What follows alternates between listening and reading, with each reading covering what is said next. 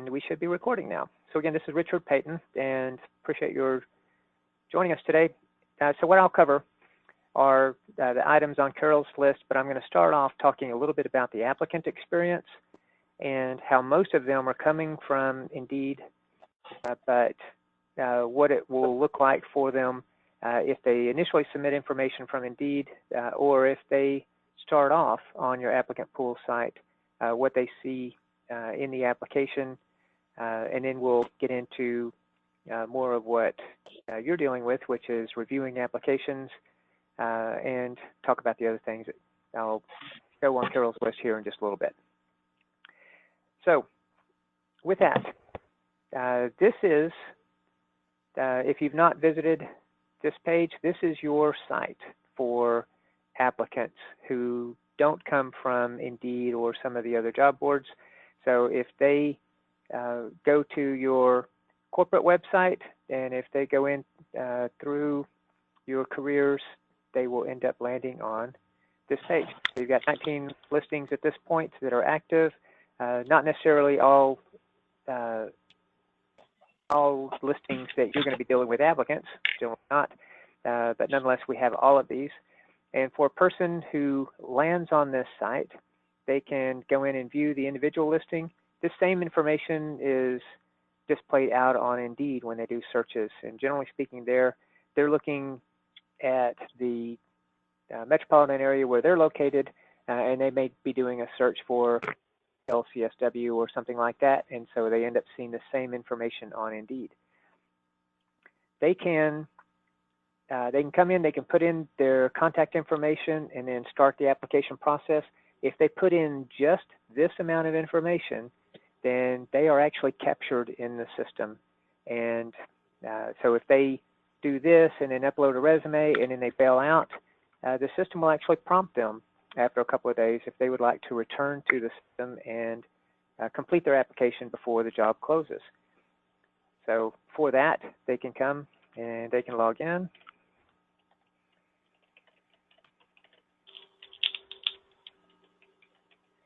And if they don't remember their login, that's not a concern, because you probably saw they could put in their email address and have emailed to them a password.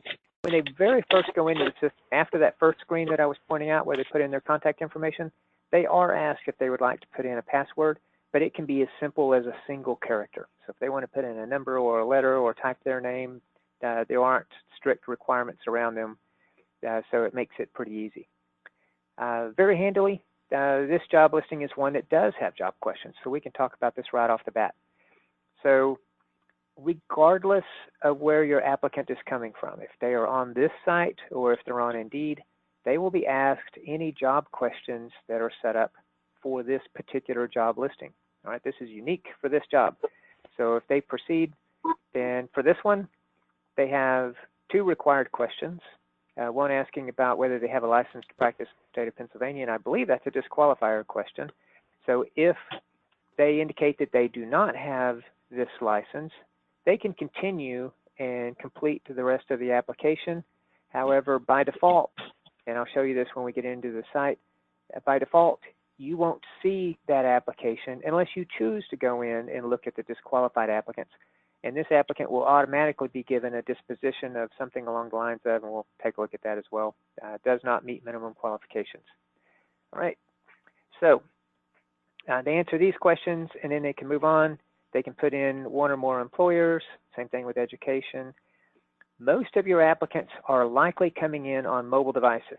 So be it a cell phone or a tablet, most, in fact, probably 70 to 90%, we could go look at the analytics, but it's a very high percentage are coming in from Indeed. And most of those, Indeed tells us, 54% across the U.S. are coming in on mobile devices. And so they are simply submitting their data from there.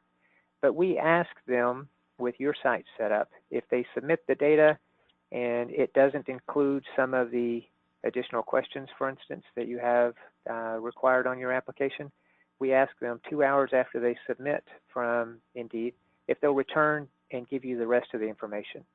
And a majority, it may be a small majority, but a majority of the applicants will give you the additional information so they show up in your site as complete applications, at least those that don't get disqualified. If they are disqualified, you can still look at them. And if they are, oh, Tilmo is joining us, by the way. If they submit some of the information, you can still view their applications, and I'll show you that because they'll be in the system as incomplete apps. All right, if they're on a mobile device and they wish to upload a resume, they can do that. Even if they're on an iPhone where they can't store a resume, they can store it out on Google Drive or Dropbox, or they could even put it in as text and turn that into a file if they want, or just leave it as text. So it makes it very user-friendly for people on mobile devices.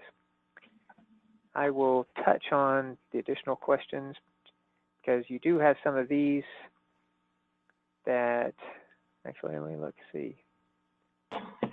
Yeah, so we've got at least two required questions.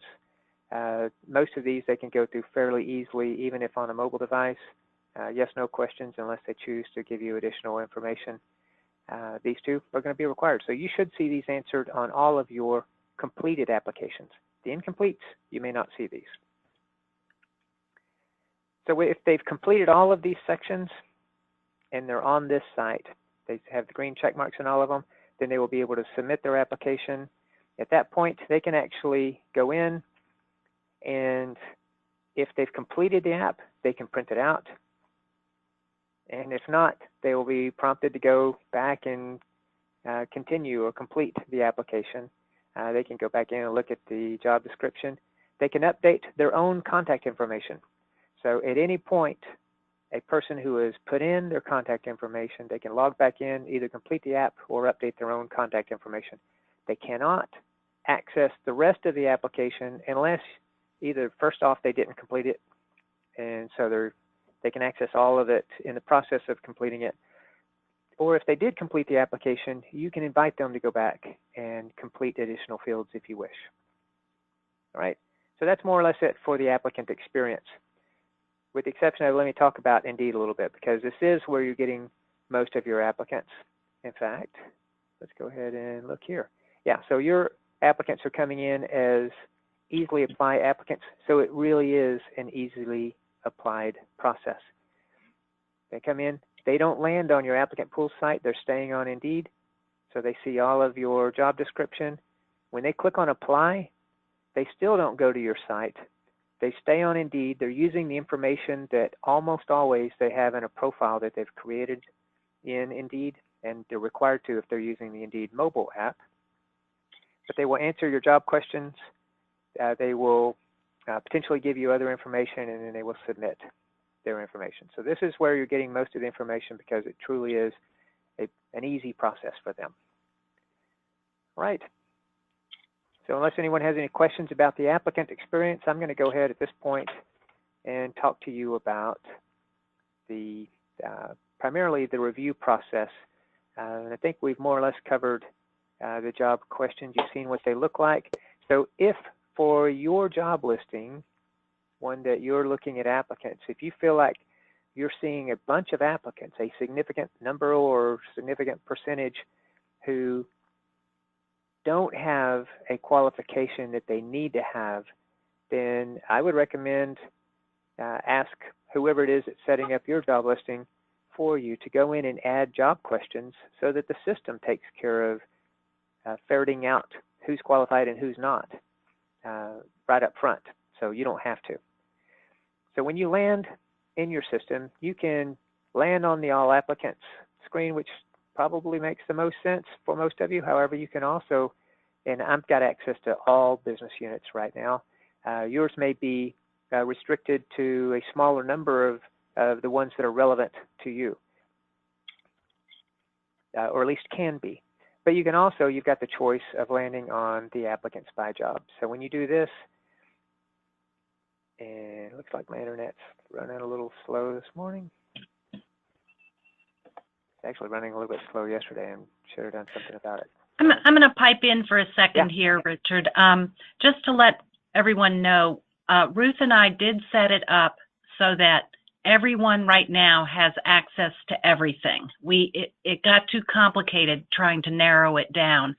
And because of the things that we've been doing where we've been able to look at other applicants, I wanted all of you to continue to have that capability. So right now, everyone has access to everything else. The only thing we did restrict, for instance, we have a supervisor opening right now, and we put that where you guys can't look at the applicants for that. And, you know, if we have those kinds of jobs, we probably would keep that confidential. But for all of the direct care and all the positions that are open right now, except for that one, you have access to all of the applicants. Okay, excellent. Yeah, thanks for sharing that. And wouldn't you know, so it's rare that we record one of these, and it's even more rare that I actually have to wait on my screen. And so I'm not sure what's going on here, but my apologies. Tell you what, while we're waiting on this, let me point out that you do have, in fact, I'll just do a little bit more of an overview of the site itself. Let me do a hard refresh. So at the bottom of the screen, you may have noted, I think I just logged myself out. You may have noted that there was an FAQ window, and that is a, oh man, I hope I didn't lose, well, I didn't lose all my internet. But it's a fairly robust, frequently asked questions section. And it's actually not just robust, it's efficient in that when you start typing in a keyword or keywords that you're searching for some sort of answer, I'll be doggone, it will start feeding the responses, the help topics that are the best fit to what you're searching for. So it's somewhat like Google in that sense, but restricted to just this applicant pool system. This is not good. So the idea being that you can, if you're struggling with how to do something, you can type that in that little search box, and related questions and answers will come up. Correct. So it's, yeah, it's got a nice little help system. Yeah, and I know it's robust because I actually contributed a lot of the FAQs that I had been building up for at least a few years, and I know that they're in there, and I recognize them because in some of the help topics you might see that there's, you know, a search term, and then there's a slash and another search term, and maybe even a third or fourth search term, and that's how I had created mine. And so the different ways that you might ask a question are oftentimes captured there, and you can see some responses to it. I don't know if anyone else is logged in currently. Or Carol, are you logged in? Anyone else? I am logged into my applicant pool, yes.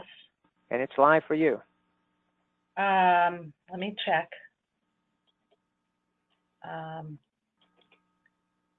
My internet's up. No, it kicked me out because I was too late. Let me try going back in.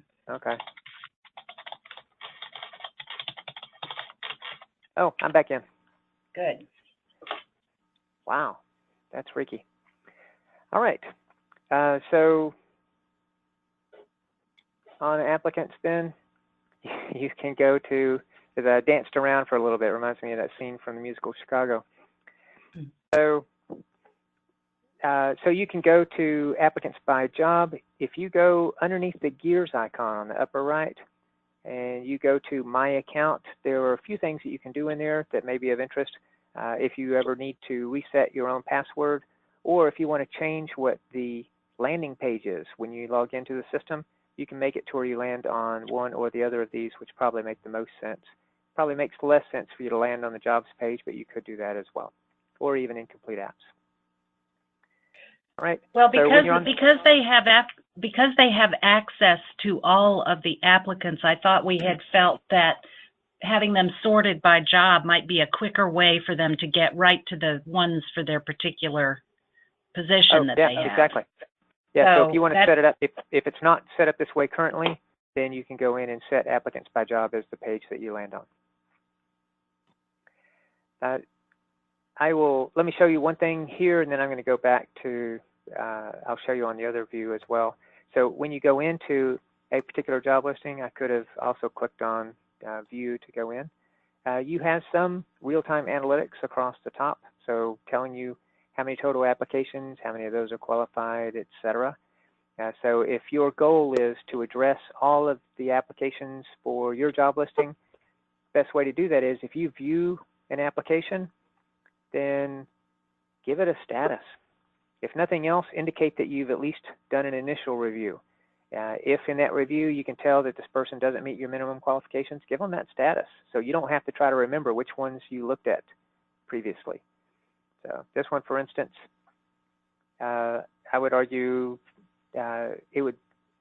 putting a note is excellent. I would have also given it a status, my personal preference, so that even if, at a glance, you're just looking at this, or if you're looking at only apps that have no status, you're going to have a smaller list if you do that. All right, so let me, if it's all right for me to go in and just view this application. Sure. And when you're viewing an application, you still have access to these filters over here. So you could change the job that you're looking at. You could restrict it to a given business unit that you're looking at, or date range, or whatever it might be. By default, we're looking at just those applicants who are qualified. But let's, for instance, go back over here, and if I'm on the applicants page, I can do it either by job, or even on this page, I can go in and I can select a specific job. And I can choose to look at not just the qualified, but I can look at both qualified and not qualified. And by default, I'm looking at just applications that have not been archived. But if I want to make sure that I'm seeing everybody, I can look at both active and archived applicants. Change my date range if I need to. So, well, that's interesting. I would have thought we were going to have some. Oh, it was actually down a little bit where I had applications, wasn't it? All right, so I can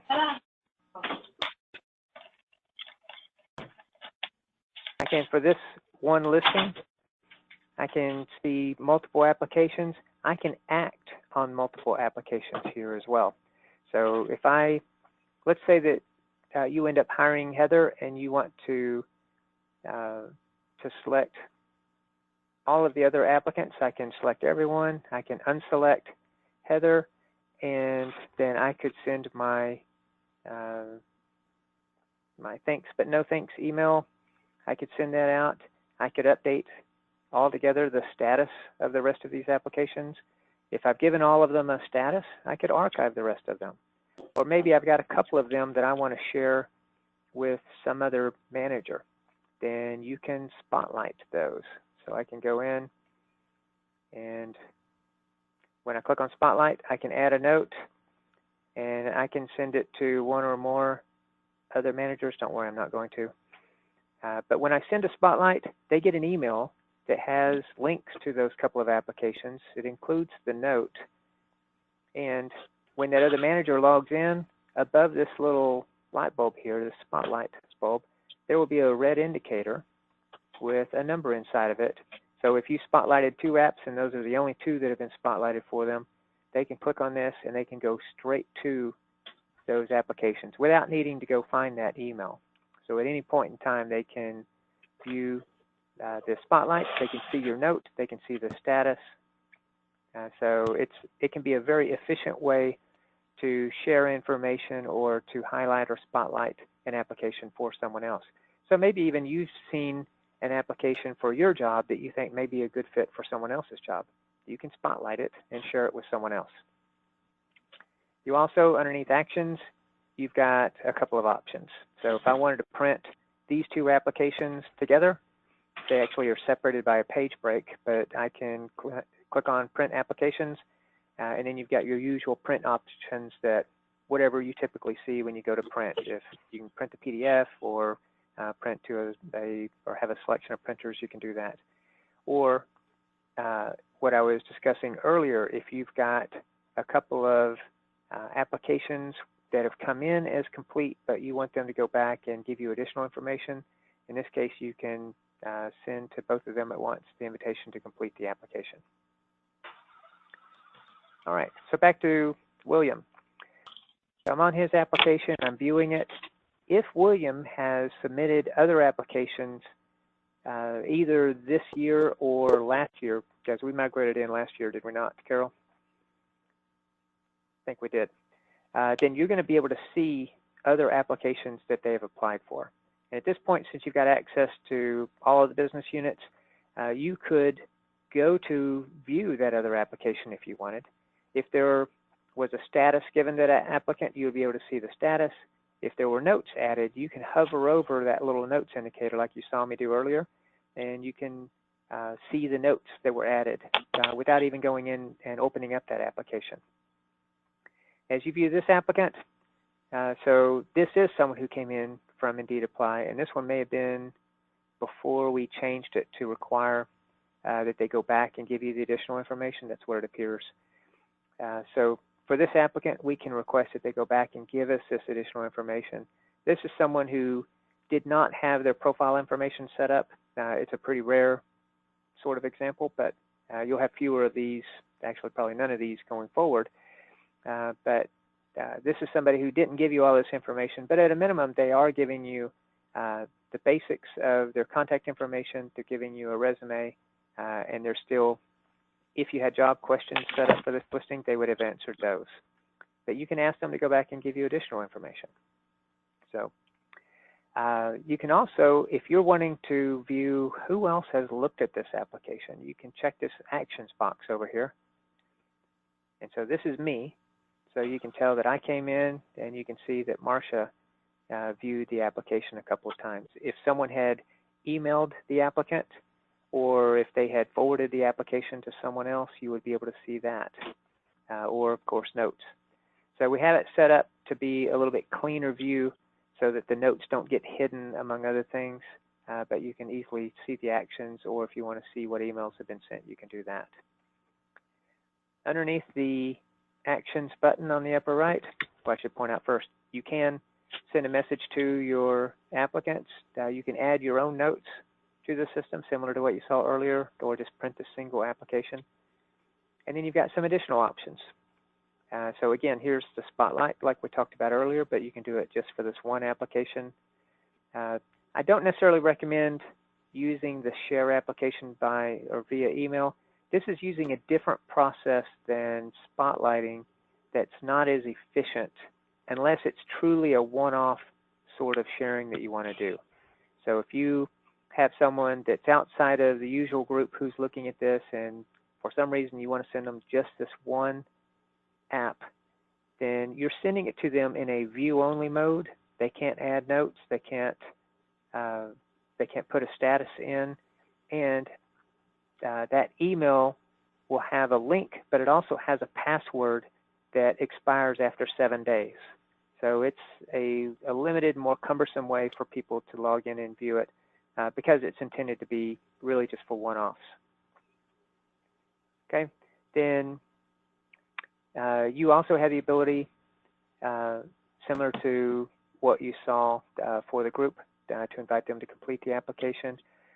If you think that this person, maybe you're working with a couple of different job listings, you think that they should be considered for a different job listing, you can click on the copy application to another job, and you can select that other job that you think that they might be better for, or at least should be considered for as well. You can copy them to that by clicking on copy. So they then would have two apps in the system.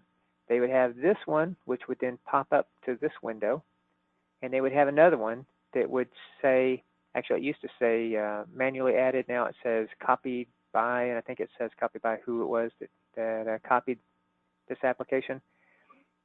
So they would have two separate applications in the system. The one you copy them to will not have any job questions, but the one that they came from that one, if they answered the job questions, they would still be there, of course. That is more or less it for reviewing the applications. But there's a little bit more that you have the capability to do, and so let me touch on that. And it's underneath jobs. So you saw some of the analytics that when you view a single job listing, you can look at that, but you've got a little bit more detail that you can see when you're on this page. And from this jobs page, you have one more path to be able to add in an application. So let's say that that someone in management hands you a resume and they say, I ran into this person, they sound like they would be awesome, here's their application, or here's their resume, and so can you start working with them? So you can actually go in, and I may be speaking out of school here, so Carol, let me know if they should never adopt this process, but you can go in and manually add an application into the system. So at a minimum, you're going to be putting in their name and their email address. Oh, wrong website. Oh, had someone take advantage of my text.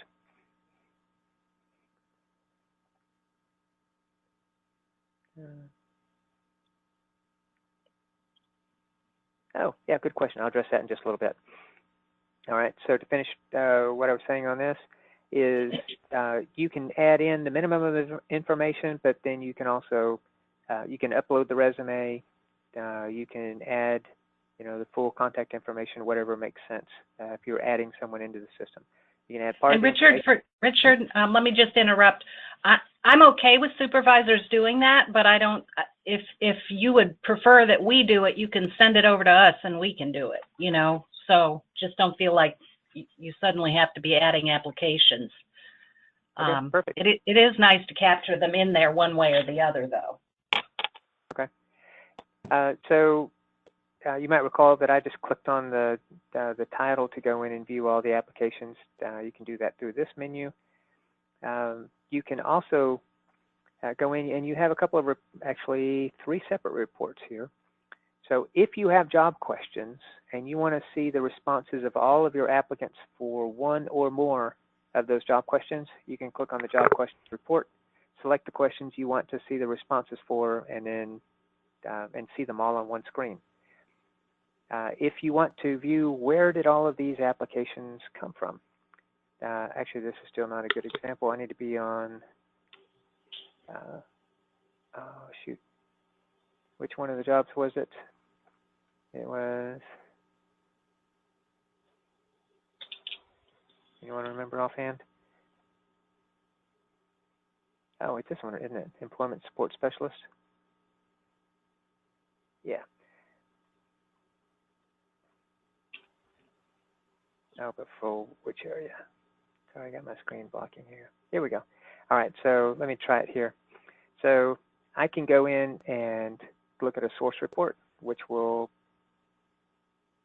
pop open. Here we go. It'll show me where all the applicants for this listing came from. In this case, they all came from Indeed.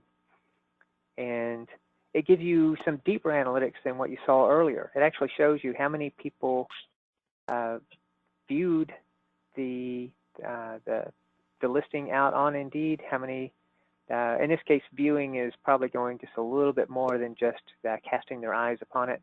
Otherwise, we wouldn't be able to capture the analytic. But nonetheless, you've had 9 that started the app, 5 completed it. So you've got 4 of them that did what I was describing earlier. They submitted data, they have not returned to the system.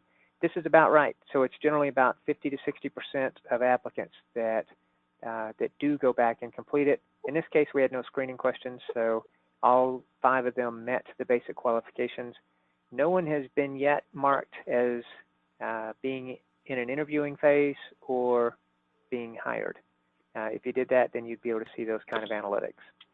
All right, so that's one report. Then you can also go in and look to see where, which status, or how many people are at what status that you've, so let's say if you had a really active job listing, you got 20 or 30 applications, and you want to see how many people are at the reviewing stage, how many are at interviewing, how many we hired, this is the kind of report that can give you that. This is the one probably, if you're going to run any report, is, for me anyway, somewhat useful to give you a sense of where people are in the process and where they're coming from. So clearly, Indeed is working well for you. What I didn't talk about yet was, and I'll go back and I'll check your list, Carol, but incomplete apps. Let me talk about this briefly. So recall that you've got applications that are coming into the system primarily from Indeed where they haven't completed enough of the fields to be considered a complete application. They are in the system nonetheless. So let's say that you are looking for, let me find one where I actually have, all right, so let's say that you're desperate for more employment support specialists in Potter County. So I can go to this one listing, or I can choose even a selection of listings if I wanted. I just want more employment support specialists, desperate for them. So I can go in and filter just for those if I wish. This is a group of potential applicants that started the process but haven't finished. You can view what they've done. Underneath Action, you can view, but you can also just click on their name. And I can see the contact information. I'm always going to have that. I can see some additional information. So I see some prior employers. I can tell if this is someone or not that I have an interest in. If you do, you've got a couple of options at this point. You can contact them directly and ask if they can go back and give you more information. If you actually feel like you've got enough information, and at that point you can discern whether or not they're even still interested. You can also, so you can just do it by email, although it might be good to let them know that, hey, I definitely am interested. You've got the option, you can set this application to complete. So if they've got enough information and you want to move forward with them, set it to complete. And when you next come back to this action window, it's going to be the completed app set of options. So this incomplete goes away. You will have just turned this incomplete app into a complete app. All right, so actually you saw me earlier. You can choose whether or not to look at just qualified, or if you want to go in, maybe the job questions have been set a little bit too harshly and you want to look at your disqualified applicants, you can do that as well. I think that's the last point that I had, but let me check to see if I've covered everything else. All right, so you should have the link in your username and password. So Carol or someone else ought to be able to help you with that. We talked about this. I think we talked about that in spotlighting. I think we did this. We did talk about that. All right, I think we covered all those. So, I have a question for you, Richard. Sure. Real quickly, the emails that can be sent, for instance, to go back to the applicant for completion, or the no further interest letters, they need to be like edited to fit our company before anyone sends them, right? Okay, yeah, and I'm so glad you asked that because I had a chat question about that as well. So let's say that I want to send an email to Alicia. So I've selected her and I'm going to do it from here. And you saw where that's also in your, that when you're viewing an application, you can do that as well. So I could send an application to, or an email rather, to more than one person. So let's say then that I have a couple of people and I want to send all of them at once an interview response email. Don't panic, it's not going to go at this point. I've got an additional step. All right, so I select this. This pulls up the template as it resides right now on your system. Okay, so yes, you can go in, administrators can go in, so you, Carol, can go in and underneath the gears option, you've got settings, which your managers don't have that option, and you can go into the very last tab there is the email templates, and you can modify the template itself so that it's ready to go. And in fact, you can turn this, instead of having your name, actually you probably want to take all of this, you can replace that with this autofill. So you can make it so it'll fill in automatically the name of the person who is logged into the system. Ah, okay. And for that matter, you can do that with this. So if this is for the whatever position, The one that this application has to do with, you can fill in the job title automatically there. Very and good. if you want to make this, thank you for applying or follow up with your application for, and you want to put Dickinson, then you've got the company name up here somewhere. I won't go digging for it, but it's up there. All right. So I just want to remind the supervisors then not to use that until I get those edited. Well, because let me offer an option on that. You okay. can actually use it. This is a template, but you remember I selected what, 1 or 2 people? I just selected one person. I can go ahead and fill this in. This isn't changing the template. This is using the template as a starting point. Oh, okay. So I can update this to be whatever I want, and I can, right now, I can go ahead and put my own contact information. So Carol's going to make it more efficient, but you can put in your own information right now and send it. Don't worry, I'm not. Yeah, every time you can tweak it. And then when you go and see, when you click on actions and you view what emails have been sent, you can see exactly what was sent. It won't pull up just a template. It's going to pull up what was emailed to that individual when you started with the template that tweaked it. Okay. All right. Tell you what, if you're okay with this, I'm going to stop the recording, but I will hang on, and if you got any additional questions,